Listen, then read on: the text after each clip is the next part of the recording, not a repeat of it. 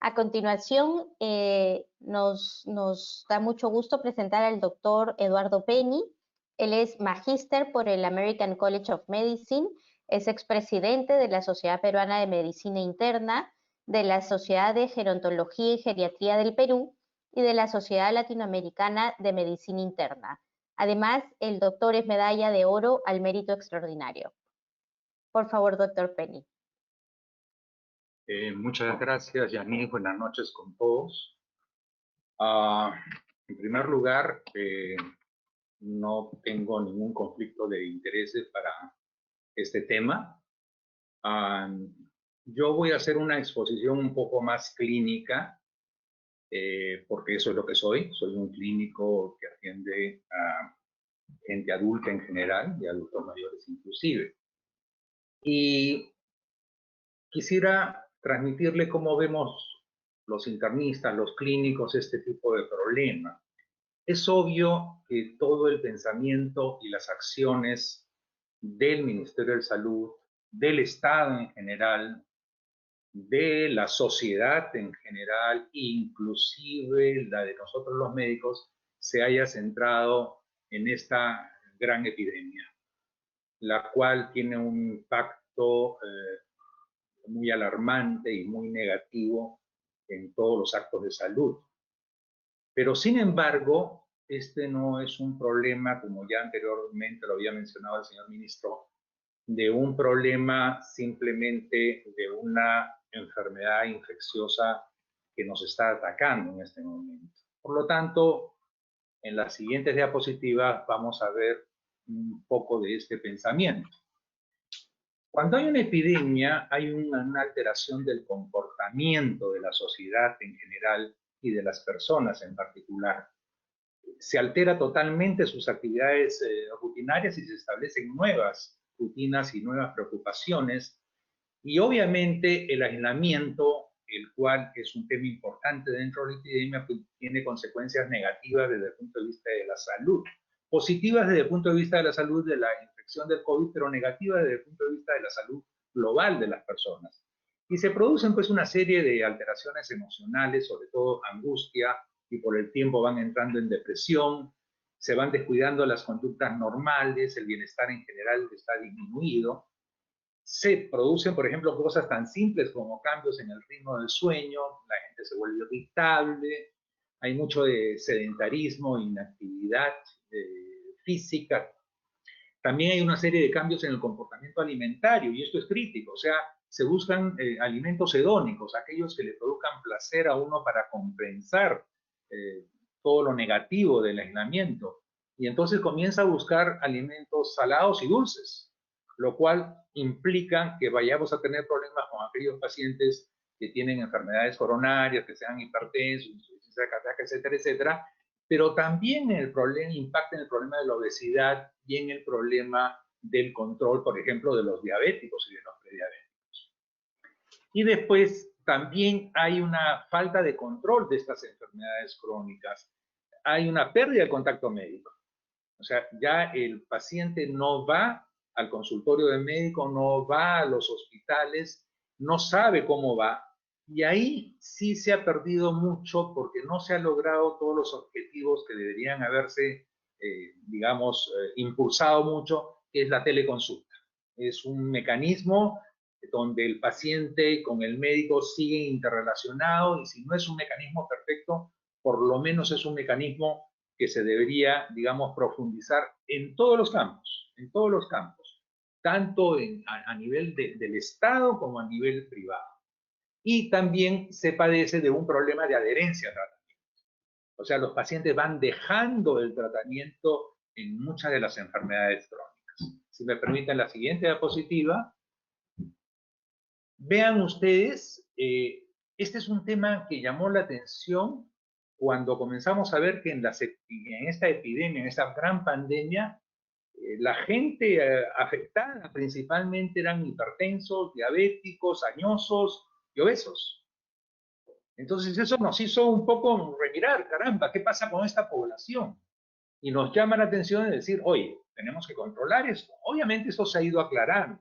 Y no es simplemente que por ser hipertenso uno tiene un mayor riesgo. Sí lo tiene, pero si la hipertensión no está controlada o ha dañado a órganos secundarios, ahí es donde la infección se hace mucho más severa. Igual, tenemos problemas de sobrepeso y obesidad, pero aquellas obesidades extremas es donde mayor es el problema.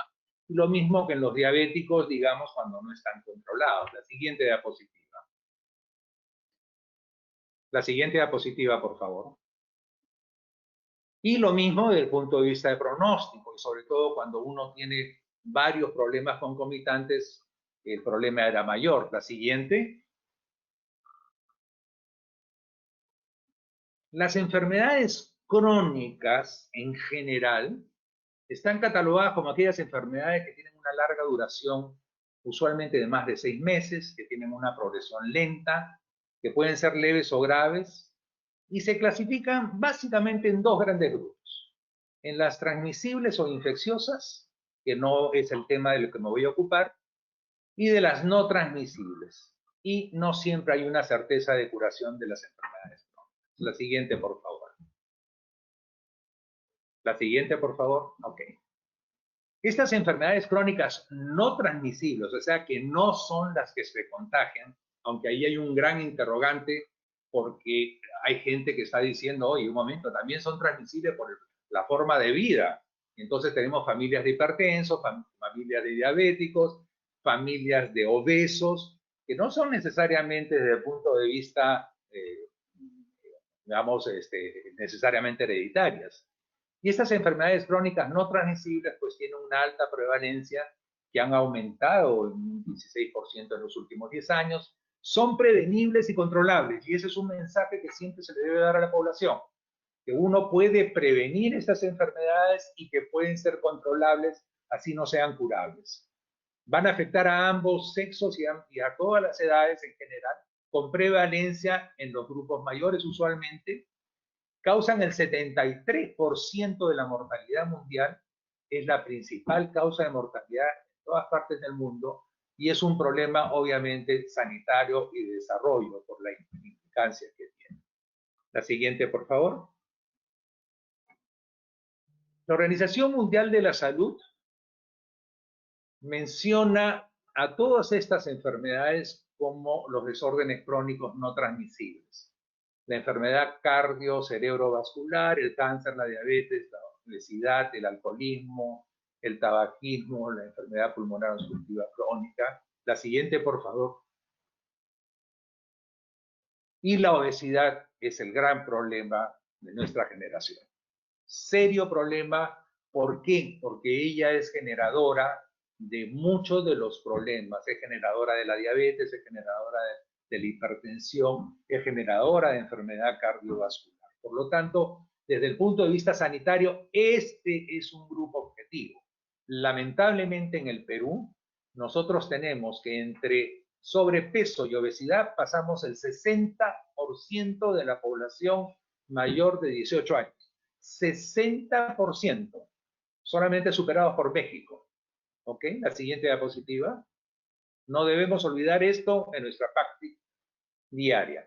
Y vean ustedes cómo a través de la expectativa de vida de la población, cómo va aumentando con los años obesidad, diabetes, hipertensión, dislipidemias, enfermedad coronaria en general, así como aumenta también el cáncer. La siguiente. La siguiente, por favor. La siguiente. Ok. Vean ustedes una de las consecuencias de lo que tenemos nosotros por inactividad.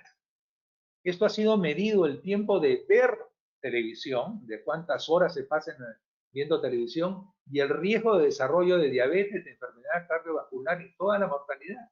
Y vean ustedes en las curvas cómo a mayor tiempo de ver televisión, que es una de las actividades más frecuentes, mayor prevalencia de enfermedades como diabetes, cardiovasculares y mortalidad. Entonces, extrapólenlo a este momento.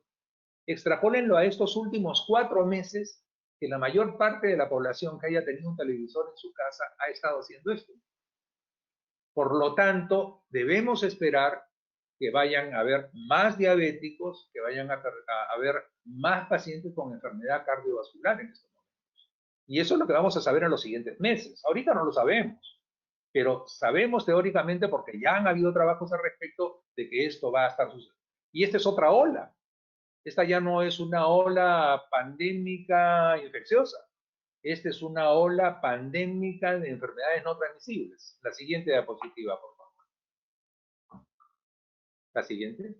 Ok, veamos alguna data del Perú.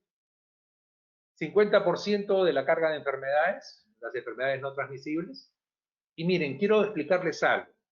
Las cifras en el Perú pueden variar, y pueden variar porque ninguna cifra es confiable. Ni la de INEI, ni la del Ministerio de Salud, ni la que obtenemos nosotros a través de diferentes medios. Entonces, siempre jugamos en un rango de enfermedades. Y eso hay que tener cuidado. Y quiero mencionar algo acá que es importante. Nosotros tenemos un exceso de defunciones actualmente en el Perú, que se le está echando la culpa de todo ese exceso de defunciones a COVID. Pero cuidado, esto no es cierto. Si bien probablemente el COVID es causante principal de ese exceso de mortalidad, no hay que olvidar que uno puede morir por el COVID, esas son muertes declaradas y bien definidas, muerte con COVID, que son por otras causas, pero que uno tiene un análisis de COVID positivo, pero esa no es la causa de muerte, y aquellas enfermedades no transmisibles que no tienen ninguna relación directa con el COVID, simplemente es el espacio de siempre, pero al no tener control, al no verse consumir, al no tomar medicamentos, pues sencillamente aumenta la mortalidad. Y ese es el real escenario. Cuidado con las manifestaciones políticas, con el manejo político de estas situaciones, lo cual pues conlleva una desinformación total. Y quiero que vean algunas cosas que ya traemos, que tenemos. Por ejemplo, de acuerdo a las encuestas a nivel nacional, el 20% serían hipertensos en el Perú. Sin embargo, nosotros tenemos un estudio de la Sociedad de Cardiología cuyo hipertensión teníamos en el 27%, y esto hace aproximadamente 8 años. Y esto varía, obviamente, en relación a las edades. La gente mayor tiene mayor posibilidad de ser hipertenso, pero la mitad de los peruanos que son hipertensos no saben que son hipertensos porque nunca nadie les ha tomado la presión arterial. Y si nosotros vamos a todos los hipertensos, solamente el 20%, o sea, 1 de cada 5, tiene controlada la presión arterial. Eso quiere decir que el 80% de la población siendo hipertensa no tiene controlada su presión arterial, y esos son los pacientes que no van a hacer accidentes cerebrovasculares, que no van a hacer insuficiencia cardíaca, esos son los pacientes que van a volverse ciegos, esos son los pacientes que van a hacer insuficiencia renal crónica y que van a terminar necesitando diálisis. Vean de una forma tan simple.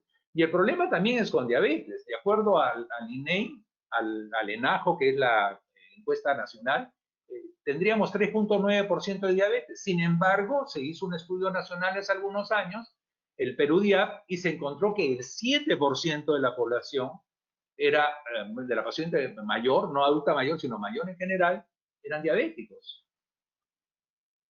Y lo peor del caso es que de cada persona que sabemos que es diabética, solamente de los que están tomando sus medicamentos, solamente 1/3 de ellos están controlados. Entonces, imagínense los 2/3 que siendo diabéticos y saben que no están bien controlados, son los pacientes que se están quedando ciegos, son los pacientes que hacen enfermedad coronaria, son los pacientes que están haciendo problemas cardíacos y cerebrovasculares. Entonces, vean y súmenlo ustedes a hipertensión arterial, que es una dupla bastante común. 60% de exceso de peso, como les mencionaba, en Lima llega a 68%. Ojo, o sea, en Lima de cada 10, 7 son personas que se tienen con problemas de sobrepeso, incluyendo obesidad. La siguiente, por favor. Es más, trabajos han demostrado que hay una mayor morbilidad cuando se tienen mayor cantidad de enfermedades. Es un excelente estudio escocés. La siguiente, por favor. Y también cómo a través de los años se va generando diadas y triadas que son más frecuentes. Aumento de lípidos, hipertensión arterial, diabetes, son cosas que van acompañando. La siguiente.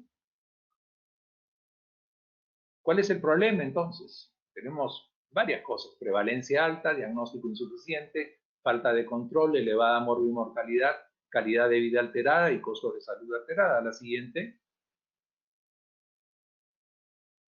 80% de los casos a nivel mundial están en los países de bajos y medianos desarrollo. Nos tocó a nosotros. Eso sí, hay diferencias entre países y regiones, pero se afecta pues todas las edades y todas las razas y sexos. Y hay factores de riesgo que no solamente son personales en relación a la conducta, sino también sociales y culturales. La siguiente. Diagnóstico insuficiente. No hay una percepción de la población con los factores de riesgo. Y ahí viene el tema de educación. Tenemos que educar a nuestra población de cuáles son los factores de riesgo para que no se enfermen. Más de la mitad desconocen que están enfermos, que son hipertensos, que son diabéticos, que tienen dislipidemia, que tienen una serie de enfermedades y que ni siquiera saben que están enfermos, y el Estado tampoco sabe que están enfermos y la sociedad tampoco sabe que están enfermos. Y por lo tanto no toman ningún tipo de acción. Y lamentablemente son de diagnóstico tardío. Por lo tanto, cuando vienen esos pacientes, vienen complicados. Entonces vienen todos estos diabéticos e hipertensos ya con daño en sus órganos blancos, lo cual es de muy difícil manejo y es una gran carga, no solamente para ellos, sino para el Estado y para la sociedad en su conjunto. La siguiente, por favor. Sabemos, hay dos grandes estudios internacionales, el INTERHEART y el INTERSTROKE, donde sabemos cuáles son los factores de riesgo para tratar de evitarlos ellos y disminuir los problemas. La siguiente. Acá en Latinoamérica sabemos que la combinación de hipertensión, diabetes y de sobrepeso y dislipidemia es un serio problema de salud en las enfermedades no transmisibles. La siguiente. Hay una falta de control. Menos de un tercio de los pacientes con enfermedades crónicas no transmisibles están adecuadamente controlados. Como les decía, en el Perú, hipertensión menos del 10%, 1 de cada 3. Acá hay un gran problema de falla educativa, un serio problema, y es responsabilidad del Estado. Pero también es responsable a través no solamente del Ministerio de Salud, sino del Ministerio de Educación, a través de toda la sociedad y sus instituciones en un conjunto, que deberíamos tener un acuerdo común de transmitir educación a la población. Problema, falta de adherencia, también un serio problema. Y esto es en todas partes del mundo. Los medicamentos los pacientes van dejando de tomar sus medicamentos y los hipertensos, diabéticos que estaban controlados se vuelven descontrolados. La siguiente. La adherencia es el problema. Y miren, cuando uno no se adhiere bien, cómo se aumenta la muerte. La siguiente. Vean ustedes, cuando un hipertenso no está controlado, sufre más de enfermedad arterial coronaria, más de ataques cerebrales, más de insuficiencia cardíaca, más de enfermedad arterial periférica. La siguiente. Y cómo pequeñas variaciones de la presión arterial, sobre todo se aumenta, puede hacer variar la mortalidad en los diferentes aspectos.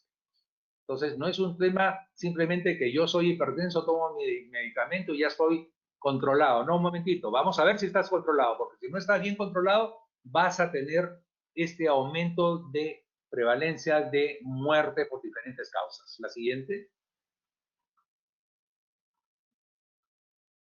Lo mismo con los diabéticos. Nefropatía, neuropatía, enfermedad cardiovascular, amputación, retinopatía, van a ser todas consecuencias de que un diabético no esté bien controlado. La siguiente. La obesidad. Miren todos los problemas que nos lleva la obesidad.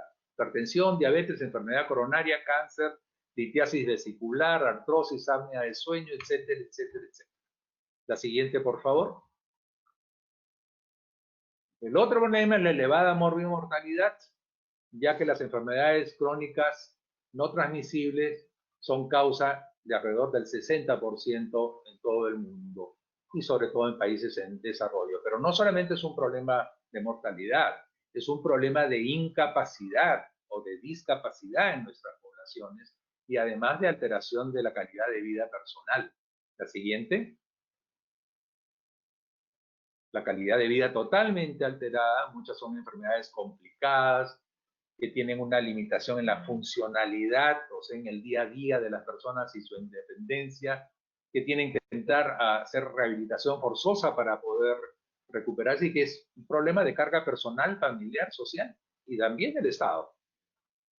Además de los aspectos económicos y los aspectos psicológicos contra eso. La siguiente. La siguiente, por favor. Los costos de salud elevados. Y estos costos, por favor, y estos costos de salud los pagamos todos. No solamente es la persona, no solamente es el paciente, es la familia, es el Estado, y comienza a distraerse el presupuesto para otras áreas que deberían haber. La siguiente, por favor. La siguiente. La siguiente. Ok. Entonces, finalmente, ¿cuál es el desafío? Este desafío médico lo tenemos la sociedad y el Estado, y es reducir la morbimortalidad de estas personas. ¿Cómo lo vamos a hacer? Primero, prevención. Es el punto más importante. Y dentro de esto es la educación. Tenemos que hablarles de dietas balanceadas, de control de peso, de actividad física, de evaluación periódica de aquellas personas que tienen factores de riesgo. Tenemos que hacer diagnósticos tempranos. ¿Para qué? Para evitar complicaciones y discapacidad. Tenemos que dar una terapéutica de pronto inicio. ¿Para qué? Para evitar que se produzcan estos factores o estas complicaciones, y los objetivos terapéuticos deben ser muy claros y muy precisos. Tú eres hipertenso, vamos a llevarte la presión a tal cantidad. Tú eres diabético, vamos a llevarte a tal presión. Y todos los objetivos son estos. Tú eres un fumador, vamos a disminuir la cantidad de tabaco hasta que dejemos de fumar. Hay que generar adherencia al tratamiento. O sea, tenemos que convencer a nuestros pacientes que es importantísimo que él siga su tratamiento. Y entonces acá el sistema de telesalud, de teleconsulta, funciona. Hay que manejar adecuadamente los costos, lo cual es sumamente importante. Y la última diapositiva, por favor. La última diapositiva, por favor. Eso es algo bien importante, y esto lo dijo la Organización Mundial de la Salud hace algunos años, pero es válido, con todo el desprestigio que tiene la Organización Mundial de la Salud en estos momentos, pero esta es una frase válida, una razón válida. En las próximas décadas vamos a vivir bastante más. ¿Por qué? Porque se está incrementando la expectativa de vida en todas partes del mundo, inclusive en el Perú. Pero tenemos que acostumbrarnos a vivir acompañados de las enfermedades crónicas no transmisibles. Entonces debemos hacer todo nuestro mayor impacto en disminuir que éstas se presenten, disminuyendo los factores de riesgo, y si se presentan, darles un tratamiento temprano para evitar que se produzcan daños irreversibles y que tengamos que entrar a una etapa de rehabilitación. Les agradezco los minutos que me he tomado y que me han ustedes escuchado. Muchas gracias, doctor Penny. Muy interesante su presentación, sin duda, realmente un trabajo importante el que tenemos que hacer, y que nuevamente en la prevención y en la promoción de la salud hay muchos temas que se pueden resolver, y con un primer nivel de atención fuerte.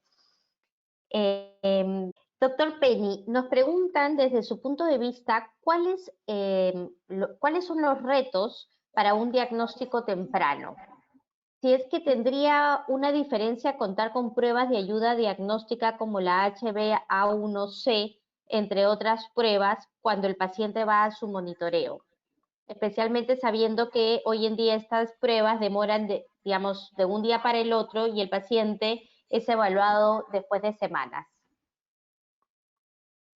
Sí, gracias por la pregunta. La figura yo la veo en forma muy simple.